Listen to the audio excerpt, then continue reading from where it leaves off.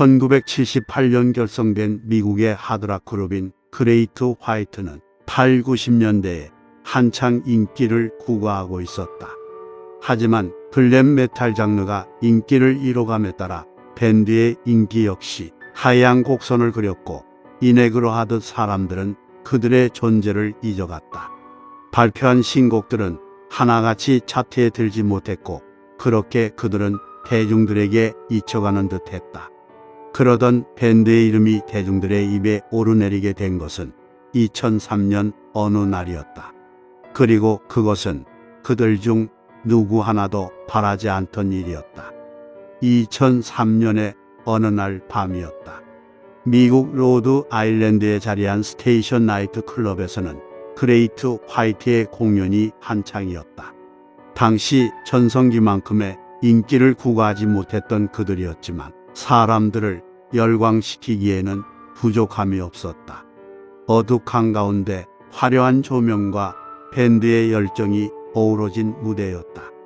관객들은 열광하기 시작했고 그렇게 공연이 잘 진행된다고 생각한 것도 잠시. 문제는 그들의 매니저로 인해 발생하게 된다. 과거 인기 밴드였다고는 하지만 그들은 이미 전성기에서 멀어진 상태였고 그것은 밴드 매니저의 조급함을 부추긴 건 줄도 모른다. 스테이션 나이트는 이름에서 짐작할 수 있듯 야외 공연장이 아닌 천장이 존재하는 실내 공연장이다. 문제는 가수들의 공연에서 심심찮게 볼 수 있는 공연용 불꽃, 바로 그것이었다. 후에 밝혀지지만 이는 매니저가 나이트클럽 측의 허가를 받지 않고 무리해서 사용한 무대 연출이었다. 매니저가 불꽃 장비에 불을 덧붙인 지 10초도 지나지 않은 시점, 나이트의 천장에는 불이 옮겨붙기 시작했고 공연에 몰입 중이던 관객들은 이를 연출로 착각한 것인지 오히려 열광하기에 이른다. 하지만 곧 일부 관객들은 상황을 깨닫고 대피를 시작하고 이에 폭류한 관객석은 일순 아수라장으로 변한다. 인간은 공포에 몰리면 판단력을 잃게 된다.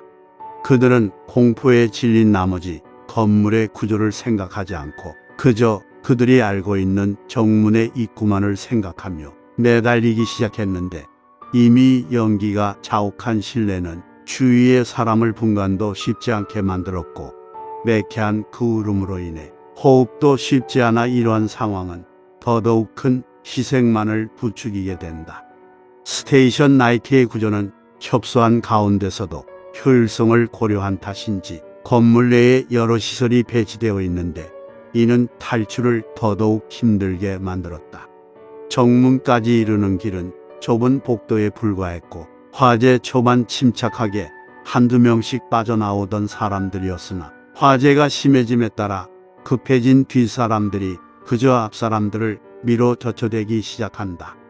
패닉에 빠진 그들은 정문외에 문이 있다는 사실도 망각한 채 오직 정문만을 향해 내달렸는데 뒤로는 거세진 화마에 앞에는 그저 공포에 빠진 군중들만이 가득할 뿐이고 이는 결국 정문 근처에서 많은 사람들을 끼이게 만들고 만다.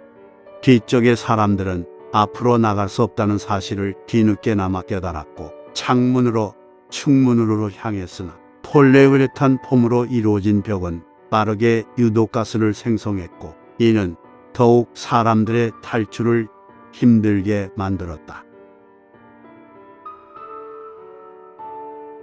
도착한 구조대가 생존자를 구조하고 화재가 거의 진압될 무렵이었다. 화마로 인해 죽어간 사람들은 클럽 입구와 복도에 가득 쌓여 있었고 소방대원들은 차곡차곡 쌓인 시신들을 안타까운 마음으로 수거하던 도중 그만 깜짝 놀라고 말았다. 분명 사망자만 있을 거라고 생각했던 시체 더미 밑에 생존자가 있었던 것이다. 그의 이름은 라울 마이크 바르가스. 불이 번지던 도중 무대의 중간쯤에 있던 그는 탈출하려다 입구 주변의 클럽 복도의 맨 밑바닥에 넘어지고 말았다. 찰나의 순간에 많은 사람들이 그의 위로 넘어지며 쌓이기 시작했고 탈출이 쉽지 않을 거라 판단한 그는 체력을 낭비하지 않기 위해 비명을 지르며 구조 요청을 하는 시도를 하지 않기로 결정한다. 자신 위에 겹겹이 쌓인 사람들의 무게로 이미 오도가도 못하게 되었지만 그는 침착함을 잃지 않으려 했었다. 사람들의 비명소리가 잦아들고 위에 쌓여 있는 사람들은 그저 미동도 않는 것을 보면 그들은 이미 죽은 것으로 판단되었고, 그렇다면 이미 시체가 된 그들이 불에 탈수록 그 무게는 가벼워질 것이라는 결론에 다다랐다. 그리고는 그저 탈출의 기회를 침착하게 기다리기 시작한다. 불행 중 다행으로 그의 이러한 판단은 옳았다. 그 위로 쌓인 사람들의 두께는 무려 152cm나 됐는데 이로 인해 움직일 수 없게 된 것은 분명 불행이었으나 겹겹이 빈틈없이 쌓여진 사람들로 인해 그에게 유독 가스가 들어오지 않게 된 것을 보면 꼭 그런 것은 아니었다.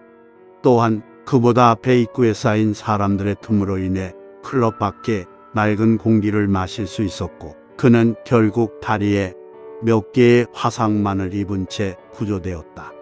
그의 구조를 끝으로 스테이션 나이트 클럽의 화재 진압 및 모든 구조 활동은 마무리되었는데, 후에 밝혀진 안타까운 사실은 그와 같은 방식으로 살아남았던 다른 남자가 있었다는 것이다.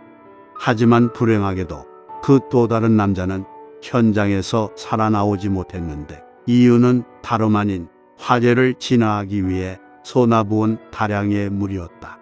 그의 사인은 화재 현장에서의 익사였다. 영상을 끝까지 시청해 주셔서 고맙습니다.